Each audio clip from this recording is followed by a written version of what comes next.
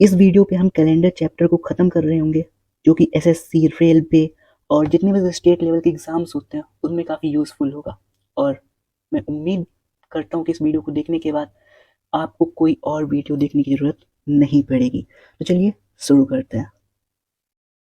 हम इस वीडियो पर ख़त्म कर रहे होंगे कि अधिवर्ष या साधारण वर्ष को कैसे कैलकुलेट करते हैं, leap year and normal year क्या होता है, और साथ में अगर हमको कोई एक तारीख दी हुई हो तो हम कैसे उससे उसका डे निकाल सकते हैं, मतलब कि उस तारीख को कौन सा दिन रहेगा, ये सब हम कैलकुलेट कर रहे होंगे। अब बात करते हैं कैलेंडर की कुछ बेसिक्स की। तो हम कैलेंडर दो ही यूज़ कर रहे हैं इस टाइम पर। एक होता है इंग्लिश कैलेंडर, जो कि हम सभी अभी नॉर्मली यूज़ करते हैं, उसका नाम है ग्रेगोरियन कैलेंडर। और दूसरा जो कैलेंडर है उसे हम हिंदी कैलेंडर के नाम से जानते हैं, और वो है विक्रम संवत। अब बात करते हैं, अगर मैं आपसे पूछूं कि आज डेट क्या है तो आप बताएंगे कि 22 जनवरी 2023 या कुछ करके।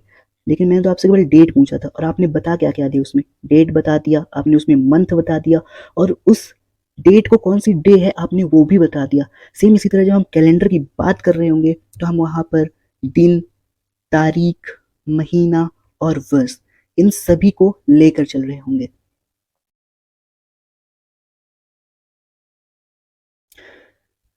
अब बात करते हैं साल की या ईयर की। तो ईयर कैसे होते हैं, नॉर्मल ईयर होगा और एक होगा लीप ईयर।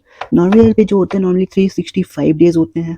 अगर हम इसको 7 से डिवाइड कर दें, 7 से डिवाइड इसलिए किया क्योंकि जो हमारा वीक होता है, मतलब कि जो सप्ताह होता है वो 7 दिन का होता है, तो हमारे पास यहाँ पर रिमाइंडर आएगा 1 और भाग जाएगा 52 टाइम्स, मतलब कि 52 वीक होंगे और एक जो होगा दिन एक्स्ट्रा होगा।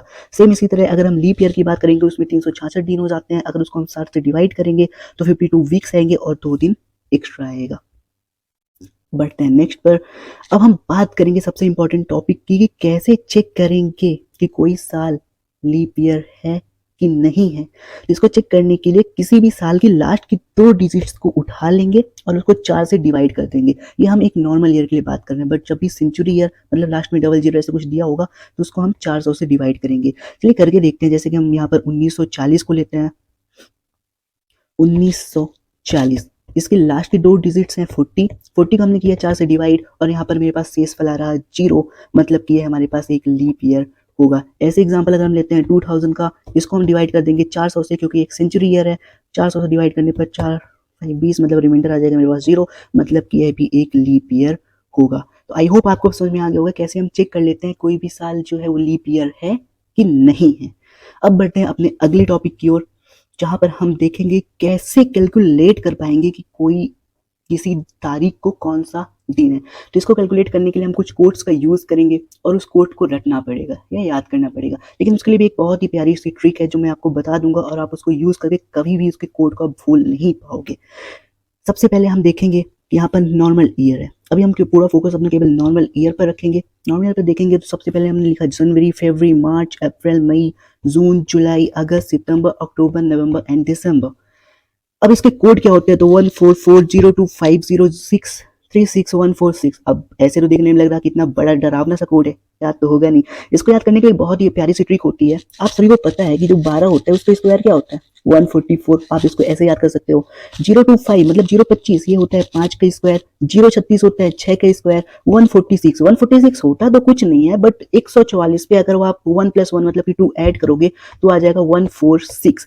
तो याद करने के लिए आप 12 का स्क्वायर, 144, 5 का स्क्वायर, 025, 6 का स्क्वायर, 036 और 146 होता तो कुछ नहीं, बट 144 पे 2 ऐड करने पर 146 बन जाता है। तो आप कोड को कुछ इस तरह से रख सकते हैं कि 144 025 036 144 जनवरी, फरवरी, मार्च, अप्रैल, मई और जून, जुलाई, अगस्त, सितंबर, नवंबर, दिसंबर का कोड है।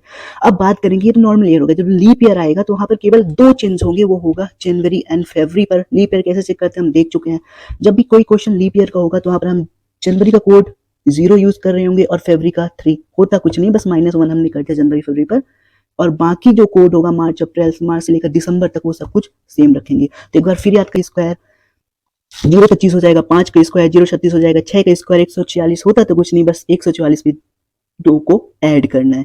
तो आपका कोड बन जाएगा 144 025 036 146। ये आपका हो गया मंथ्स का कोड। अब बात करेंगे डेज के कोड को।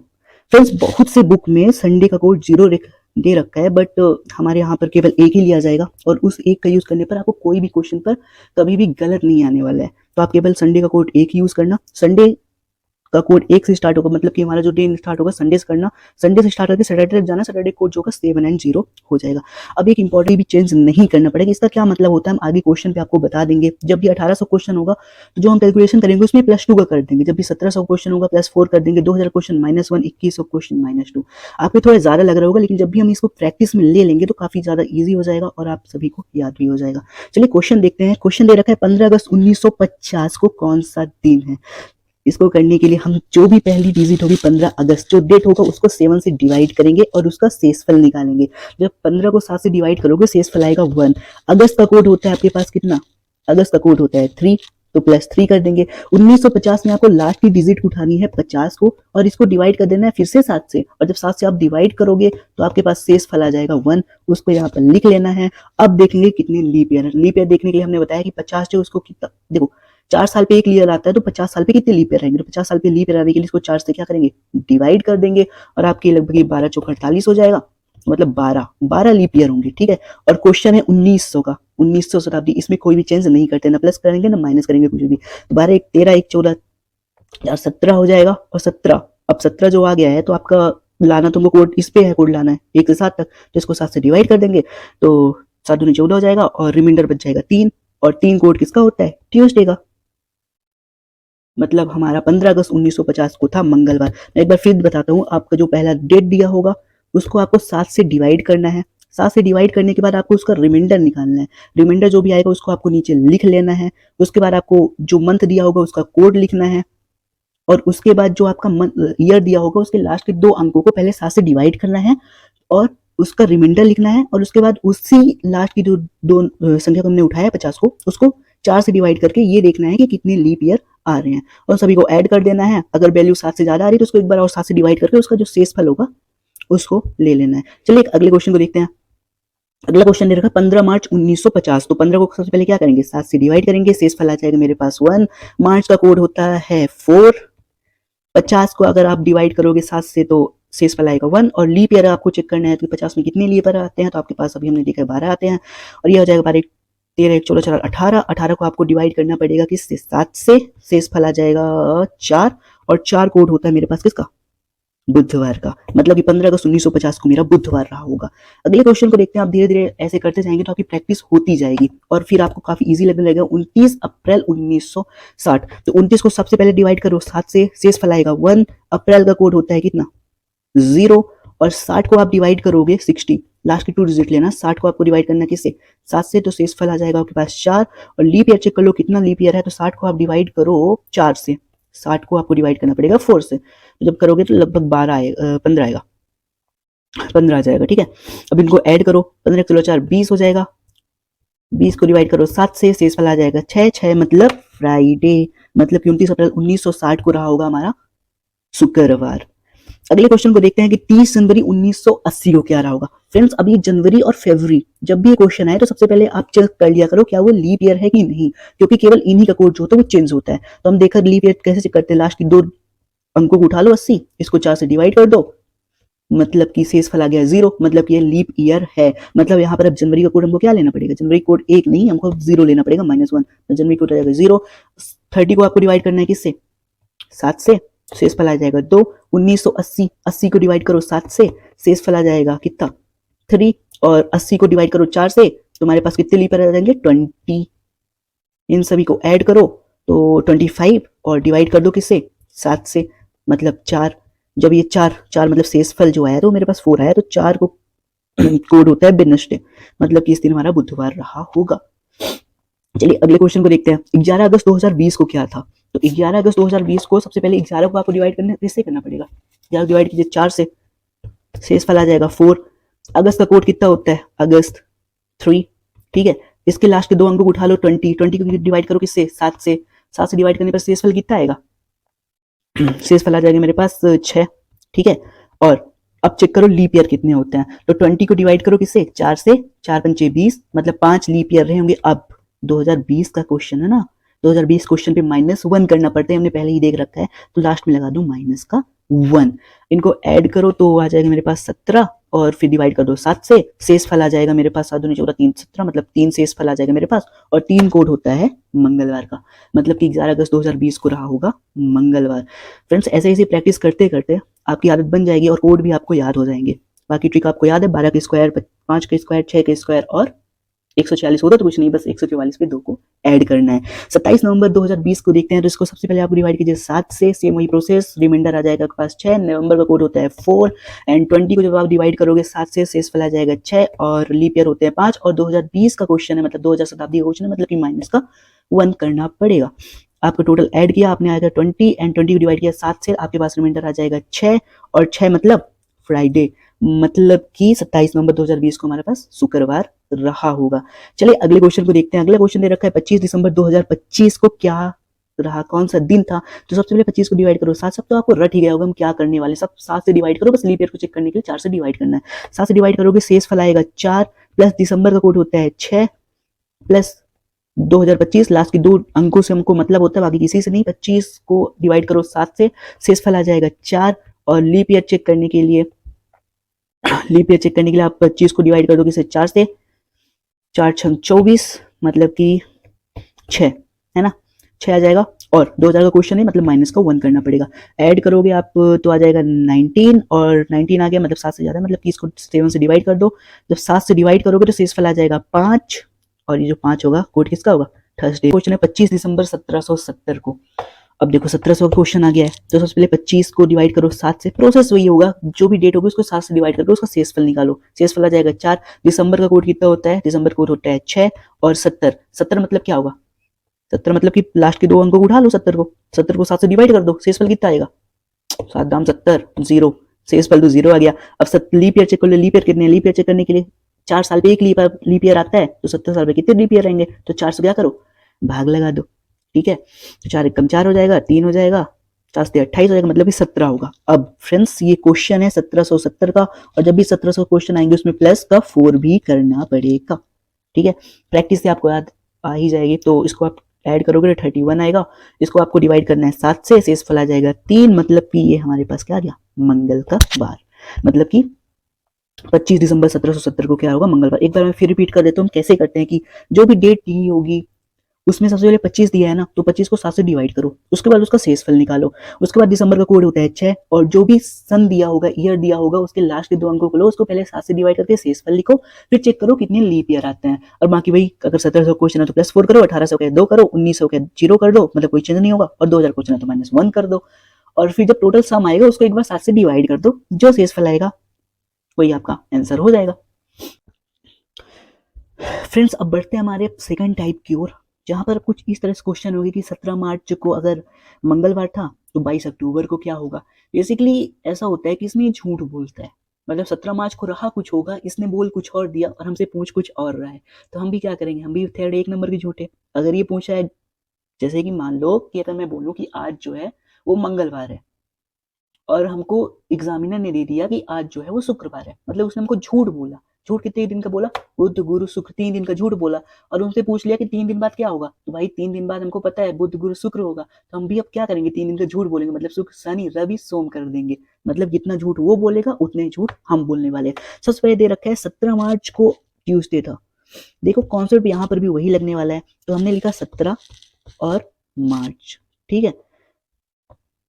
17 को सबसे पहले आप डिवाइड करो 7 से, अभी भी सेम वही कॉन्सेप्ट लगेगा। 17 को 7 से डिवाइड करो, शेषफल आएगा 3 प्लस मार्च का कोड कितना होता है, मार्च का कोड होता है 4, ऐड करो कितना आएगा 7। 7 कोड किसका होता है, 7 कोड होता है सैटरडे का, मतलब कि 17 मार्च को सैटरडे रहा होगा, लेकिन इसने बोला क्या, ट्यूसडे। अब हमको ये सन तो दिया नहीं है, तो भाई 17 मार्च को हम सैटरडे ही मानेंगे, जब सन नहीं दिया है तो किस सन की बात हो रहा, तो ट्यूसडे बोला, मतलब कि झूठ कितना बोला भाई, सैटरडे से ले गया हमको कहाँ, ट्यूसडे, मतलब कि या तो हम पीछे जा सकते हैं फिर आगे जा सकते हैं, तो आगे ज्यादा अच्छा रहेगा। सैटरडे का कोड होता है कितना, कोड भी छोड़िए, सैटरडे के बाद संडे मंडे ट्यूसडे, मतलब कितना किया, प्लस का 3, क्या किया, झूठ बोला। मतलब जो हमारा 22 अक्टूबर होगा वहां पर भी हम क्या करेंगे, जो आंसर आएगा उस पर प्लस का 3 कर देंगे। तो 22 को आप डिवाइड कीजिए किससे, 22 को आप डिवाइड कीजिए 7 से, 22 अक्टूबर, 22 को डिवाइड कीजिए 7 से, शेषफल आएगा 1 और अक्टूबर का कोड होता है 1, 1 + 1 2 और हमको 2 का झूठ 5, 5 मतलब क्या, गुरुवार, मतलब इसका आंसर क्या आ जाएगा हमारे पास, गुरुवार आ जाएगा। सेम ही अगला क्वेश्चन होगा कि 22 अगस्त को सैटरडे था तो 26 अक्टूबर को क्या होगा। तो 22 को क्या करेंगे, सबसे पहले 22 को डिवाइड करो 7 से, शेष फल आ जाएगा 1। अगस्त का कोड कितना होता है, अगस्त का कोड होता है 3, मतलब 4। 4 मतलब क्या, 4 मतलब होता है बुधवार, और दिया क्या है शनिवार, मतलब गुरु शुक्र शनि, मतलब कि क्या किया, +3 बढ़ा के झूठ बोला है, तो हम भी क्या करेंगे, प्लस का 3 बढ़ा देंगे। तो 26 अक्टूबर को हमको पूछ रहा है क्या होगा, तो 26 को 7 से डिवाइड करोगे तो शेष फल आएगा 5। अक्टूबर का कोड होता है 1 बराबर 6। अब 6 में कितना प्लस कर दो 3, क्योंकि 3 दिन को उसने हमसे झूठ बोला था, तो 9 आ जाएगा। 9 को डिवाइड करो 7 से, मतलब शेष फल 2।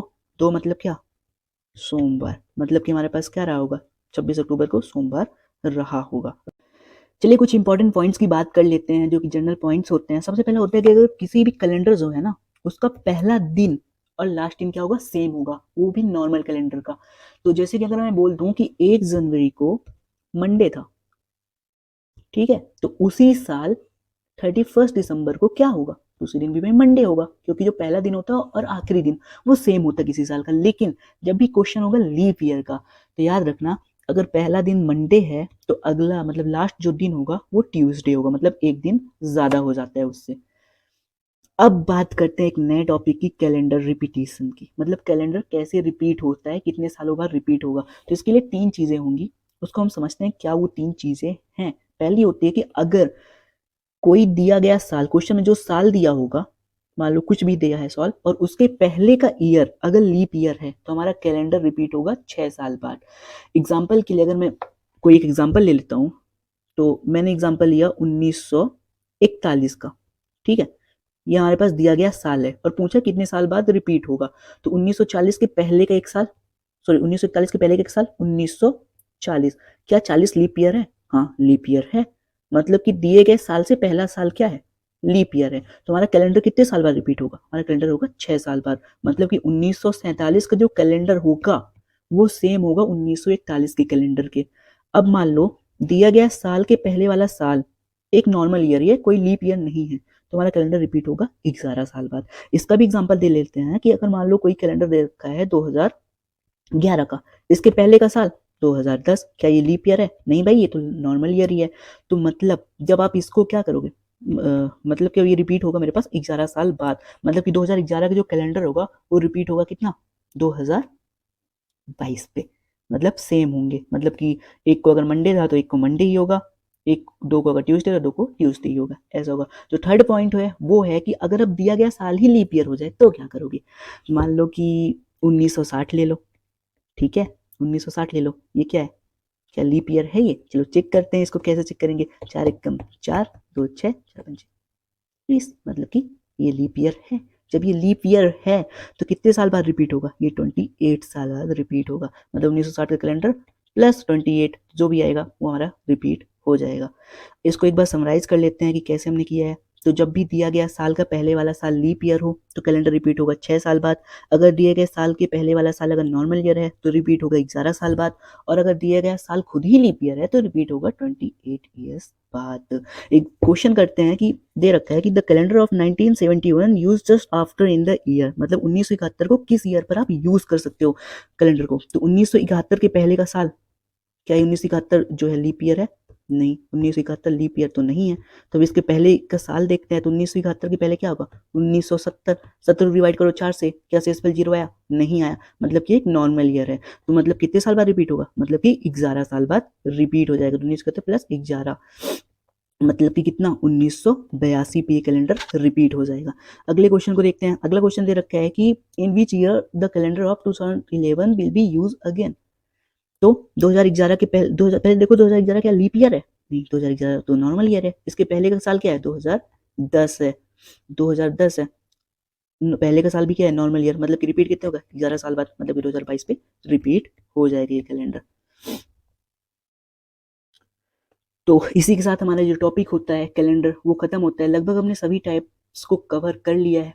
अब आपकी बारी, आपको केवल प्रैक्टिस करना है। उम्मीद करता हूँ आपको वीडियो समझ में और टॉपिक भी समझ में आया होगा। अगर अच्छा लगे तो अपने दोस्तों के साथ शेयर कीजिए। हम मिलते हैं किसी अगले टॉपिक पर किसी नई वीडियो के साथ, तब तक के लिए जय हिंद।